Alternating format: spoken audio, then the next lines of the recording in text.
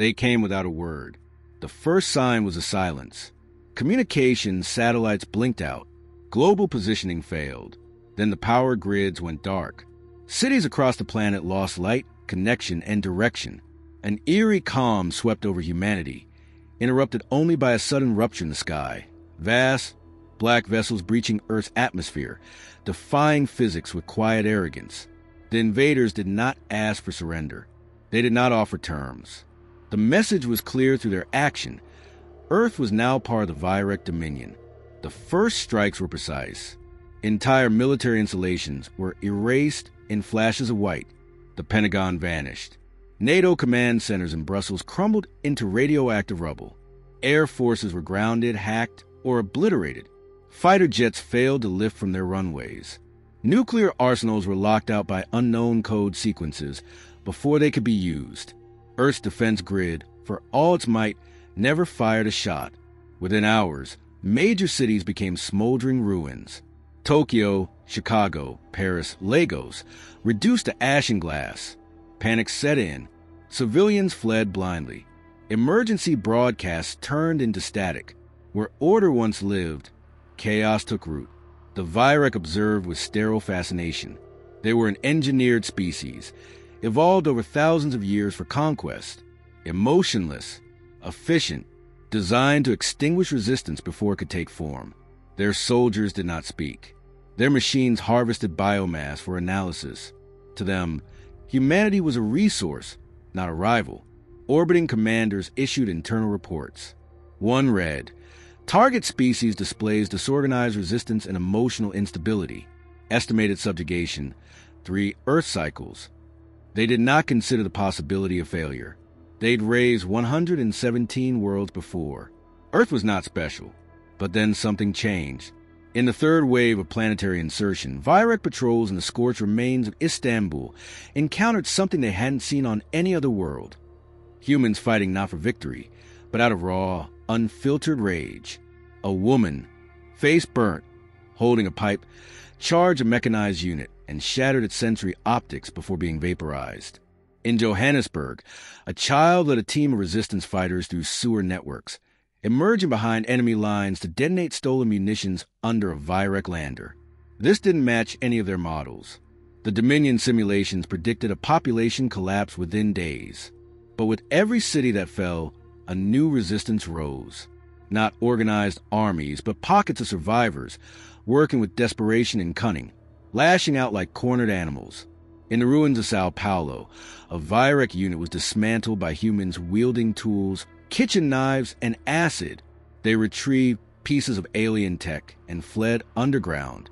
In the Siberian wastes, a crashed scout ship was swarmed by a militia of hunters who buried the wreck and disappeared before reinforcements arrived. The Virek had faced insurgents before, but not like this. Not ones who seemed to grow stronger with every defeat. Their analysts flagged Earth's response as chaotic, yet highly adaptive.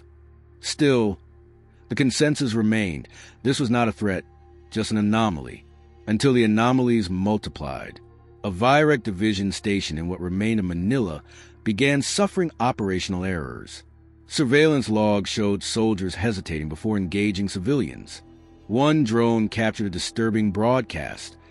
Children singing an old war ballad while walking to the rubble, faces dirty but defiant. The recording looped in several Virek command units, eventually causing memory loop corruption. Earth's downfall, they believed, was inevitable, and perhaps it was.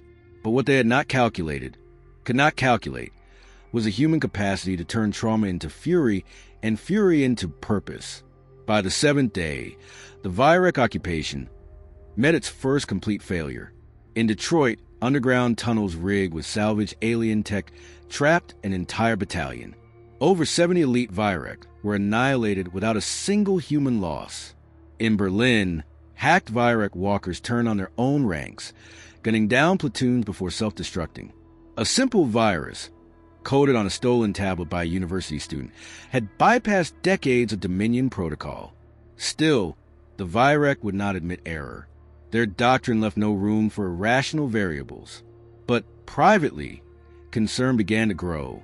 One memo from the Central Fleet read, Subject species exhibits high adaptive aggression. Psychological warfare suspected. Recommend deeper analysis. Yet, there was no time for analysis. Humanity wasn't waiting. They began carving fear into the enemy's mind, not with superior firepower, but with unpredictability. In the ashes of Los Angeles, a Vira commander was found crucified to a collapsed skyscraper with the phrase, "Not prey," written in his own blood across the building. In Shanghai, a captured Vira troop transport was hijacked midair and used to crash into a mothership's shield array. 6 cities were liberated within 24 hours. This was not an organized army. This was chaos, rage, memory, grief, and fury sharpened into a blade. What the Virek didn't understand, what no algorithm could explain, was that humans don't stop fighting when they lose hope. They fight because they lose it. There was no central command, no unifying doctrine, just scattered, angry survivors who refused to die quietly. In a secure channel, one Virek admiral muttered a phrase that had never once been recorded in their history. "They are not like the others. They do not know fear as we do. They use it." And far below, beneath the ruined cities and blackened skies, humanity was still watching, still waiting, still planning. The war had just begun. They called it Operation Black Veil. Conceived in the ruins of Earth's fallen governments, it was not a military counteroffensive in the traditional sense. It was psychological warfare, born from desperation, madness, and the intimate understanding that brute force alone would never defeat the Virek. If humanity couldn't match them technologically, it would outmatch them emotionally. The goal was simple: break the invaders' minds. In bunkers beneath Geneva, Cape Town, and Melbourne, survivors gathered: coders, artists, military psychologists, historians, and sociopaths. Their task: to find the weak points in a species that had never known fear, grief, or guilt. The first act of Black Veil wasn't a missile launch. It was a broadcast, an untraceable signal beam to every Virek unit on Earth. No words, just static. Then came the sound of crying, a child's voice calling for her mother, lost in darkness. It played for 12 hours on a loop, embedded into their communications network like a parasite. The Virek, confused, attempted to isolate the source. They couldn't. Their systems had never needed firewalls for emotions. Then came music. Classical pieces from Earth's darkest wars. Symphony No. 5 in C minor, Op. 67. Barber's Adagio for strings. Tracks loaded with emotional resonance designed to spike cognitive dissonance in Virek neural processors. They weren't built to feel anything, but the intrusion forced unfamiliar responses. Hesitation, sensory overload, operational lag. Humanity followed up with curated trauma. Video feeds of fathers shielding daughters from rubble. Medical staff operating with bare hands. Funeral processions through ash-covered streets. Every image meticulously chosen, tagged, and embedded into data streams where Virek AI will be forced to parse them. Command units began reporting anomalies. Target acquisition delay. Inconsistent reaction times. Internal logs showed soldiers pausing when civilians cried out. Some Virek units even rerouted patrols to avoid churches or collapsed schools. It wasn't compassion. It was confusion. The next stage was language. The most resilient carriers of memory. Snippets of Shakespeare, war diaries, and survivor confessions were interlaced into battlefield noise. "We few, we happy few," whispered through Virek headsets. "I don't want to die like this," repeated from hacked drones. One quote from a mother scrawled on a wall, broadcast in 10 languages. "If they take my child, I'll haunt them in every scream they hear." Then came the horror films. Found footage of panicked breathing, screaming, shadows dragging bodies through smoke. Scenes from old war movies, real and fictional, mashed into loops and projected across hacked Virek helmet displays. They couldn't distinguish fiction from truth. They couldn't shut it off. The invaders started to glitch. In the Andes, a squad fired on empty terrain, convinced they were surrounded. In Norway, a Virek patrol torched an entire village ruin, screaming incoherently in their native tongue, despite no humans in sight. Interrogation logs showed irrational behavior, disassociation, paranoia, even breakdowns. The Virek had no protocol for mental trauma. Their entire species was built on emotional sterility. But now they were seeing hallucinations, feeling pressure in their chests, experiencing flashbacks to events they had never lived. Memories implanted by Earth's weaponized empathy. Their leaders were disturbed. Fleet Command issued a directive: destroy all captured media. But it was too late. Human culture had already infected their network architecture. Every time they interfaced with Earth systems, they received another injection, and some, inexplicably, kept accessing the content willingly, as if drawn to understand the pain. Captured Virek began to speak. That had never happened before. One begged to be disconnected from his unit mind. "I see them when I close my eyes," he whispered. "Their faces, their screams. I feel something I don't have words for." Earth's soldiers noticed. Combat became personal. Units were trained not just to kill, but to disorient. They played children's lullabies before attacks, recited family stories over open channels.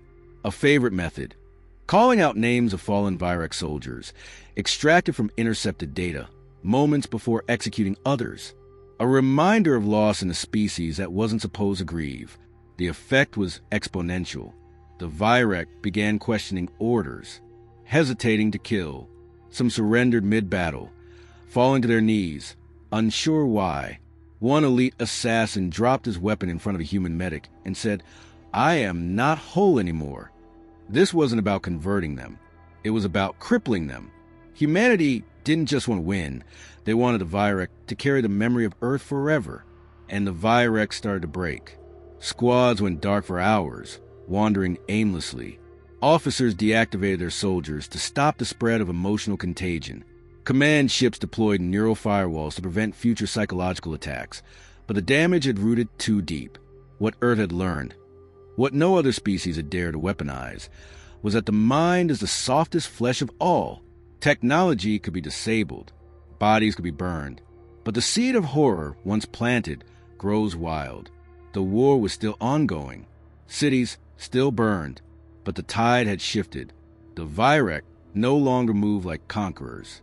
They moved like prey, haunted by things they couldn't name.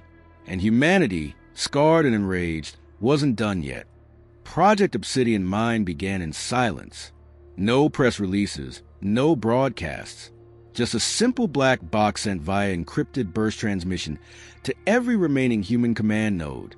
Inside, a program no larger than a photograph and a message: "We can make them dream." It wasn't designed to kill. Not directly. That would have been merciful. The code was uploaded to captured Virek infrastructure and allowed to replicate. Within hours, Dominion systems reported anomalies in sleep cycle regulation, a system they had never needed until now. Their soldiers, bred without rest, began experiencing flickers of mental fatigue. Then came the visions. It started with echoes, faint, fragmented flashes of imagery during down cycles, then full sensory hallucinations. Virek warriors reported impossible scenarios: feeling cold, watching loved ones die, drowning in oceans they had never seen. Their implants, meant to override pain, couldn't suppress emotions they didn't recognize. Fear, guilt, grief, all synthetic, all implanted. Obsidian Mind worked by simulating loss in infinite variations. Children dying in war zones, comrades burning alive, endless screams of helplessness.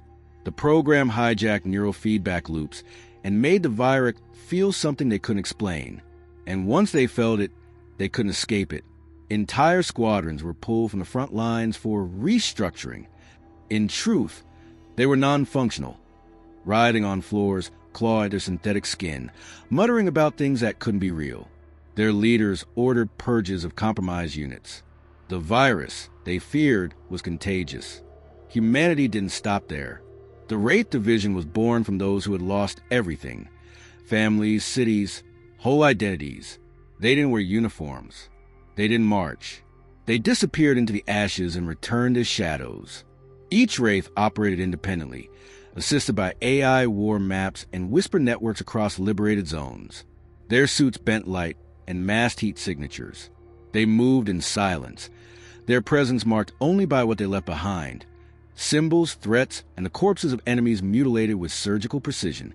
They learned Virek names, personal identifiers, family units. When they killed, they did so while whispering those names. One Virek commander heard his mother's designation moments before being dragged into a sewer and dismembered. He survived just long enough to relay what he'd heard. The report read, "They know us. They study us." The Dominion issued a revised classification. Humanity was no longer a rogue species. They were designated as a psychogenic warfare entity, the first of its kind, an enemy that infected not just systems, but the psyche. Attempts to counterstrike failed. Virek patrols in the ruins of Warsaw fell into traps lined with human bones, deliberately placed, smiling skulls staring skyward. In Jakarta, reinforcements arrived to find their command post painted in blood. Not invincible, just next. A high-ranking Virek emissary was sent under white flag protocols to request terms of de-escalation. The humans listened, and then they refused. They hadn't forgotten. They hadn't forgiven. They demanded that the Virek remember every scream, every fire, every lost name. With each battle, Earth unleashed new terrors. Cities were reborn not as shelters, but as weapons. Buildings laced with volatile chemicals. Streets turned to sinkholes. Fake refugee camps broadcasted fabricated distress signals. When Virek units arrived, the entire block would collapse in flames, recorded and replayed on every Dominion channel. Worse than the death toll was the erosion of confidence. The Virek stopped trusting their sensors. They stopped trusting each other. Friendly fire incidents rose by 230%. Units would retreat at the sound of laughter. Shadow movements were enough to trigger a full-scale withdrawal. Human medics began interrogating captured Virek, not with pain, but with stories. They would describe losing a child, watching a lover die, holding someone's hand as they bled out. They asked the Virek how it felt, not to be tortured, but to care. That's what destroyed them. A single question, repeated in every language. What would you die to protect? The Virek had no answer, and they weren't the only ones watching. Across the stars, other species observed in horror.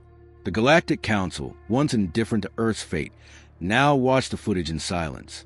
There were no cheers, no commentary, just unease, because Earth wasn't just surviving, it was changing the battlefield, making war not about territory or resources, but about memory, about legacy, about forcing your enemy to carry you after you're gone. One council ambassador summed it up in a single line: "We feared their weapons. We should have feared their grief." Rumors spread across the galaxy of Earth soldiers who didn't flinch under disintegration beams, of children who fought beside their parents with knives carved from alien bone, of prisoners who sang lullabies to their captors until those captors begged for silence. The Virek had no name for what they were experiencing, but humans had many: PTSD, survivor's guilt, night terrors, all part of the human condition, all now weaponized and set loose. By the time the Virek realized the war could not be won, it was too late. Their fleets began pulling back, not by command, but by instinct. Their war machines, once flawless, began experiencing random shutdowns, AI corrupted by emotional interference. Their soldiers entered comas, reliving synthetic tragedies. And Earth didn't chase them. They simply watched. Because the humans didn't need to win space battles. They had already occupied the only territory that mattered, the enemy's mind. The retreat of the Virek was not a glorious victory for humanity. It was a moment of clarity. The fight was over, but the scars would never fade. Earth, once a planet teetering on the brink of extinction, stood in the cold silence of a new era, one marked by loss, but also by an unyielding strength that no enemy could shatter. The Virek had learned too late. They had underestimated humanity's capacity for resilience, for adaptation, and most importantly, for enduring pain. The war was not won through firepower or strategy, but through an intangible force, the unrelenting will to survive and make others feel what humans felt. In the end, the most powerful weapon they had was not their technology, but their capacity to carry the weight of every lost soul. The Virek fleet withdrew to the far reaches of the galaxy, their soldiers broken, their leadership in chaos. No one knew exactly where they went. The Dominion, once an empire that spanned hundreds of worlds, crumbled from within, and humanity was left with the aftermath. It was a hollow victory, because Earth knew there was no way to undo the damage. The survivors rebuilt, but their minds would never be free of what they had witnessed. Across the globe, cities began to emerge from the rubble. The ruins of Tokyo, Paris, New York, places that had once been centers of culture and civilization, were now landscapes of reconstruction. But even as humanity began to rebuild, it was clear that something had changed. A collective trauma had been etched into every soul. The scars of war ran deep, but so did the lessons imparted. In every corner of the earth, people spoke of the same thing: the price of victory. They did not celebrate the defeat of the Virek with parades or songs of triumph.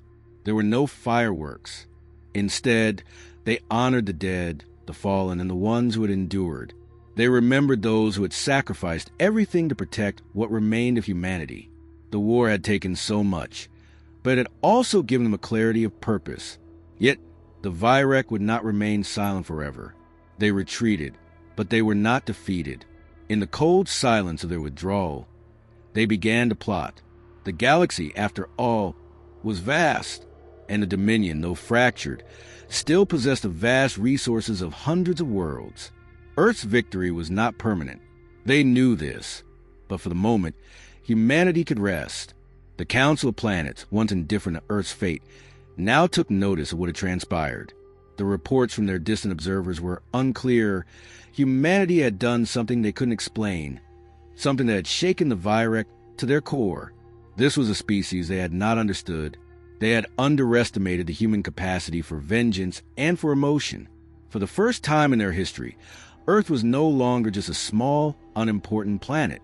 It was a symbol of something else: survival against impossible odds. But the greatest victory was not the withdrawal of the Virek. It was the realization that humanity had done what no other species had ever done. They had made an invincible enemy fall. They had turned the tables in a way that was unrepeatable. The Virek had, for the first time, encountered something they could not calculate, something they could not conquer with technology, weapons, or sheer numbers. In the aftermath, Earth was left with a question that would echo through the halls of history. What now? The survivors were left to rebuild their shattered world. They would rebuild their cities, their economies, their societies. But the shadow of the war would linger, as it does with every conflict. The survivors carried with them not just the weight of loss, but the burden of memory. And while their cities would rise from the ashes, their souls would always bear the scars of what they had endured. But humanity, ever adaptive, moved forward. They did not forget. They could not. And for the Virek, that was the greatest mistake they had made. The war had ended, but the memory of it, the terror, the pain, and the triumph, would never be erased. It would live in the hearts and minds of those who fought, who survived, and who had dared to challenge a force that believed itself untouchable. The Virek learned, too late, that war was not about power or dominance. It was about the capacity to break someone, to make them feel, to make them remember. And the greatest victory was not in the destruction of the enemy, but in the understanding that no one could ever truly erase what humanity had made them feel. And in the silence of that final victory, Earth did not stand alone. It stood as a testament to something far greater than technology or military strength. It stood as a beacon of the human spirit, a spirit that could never be extinguished,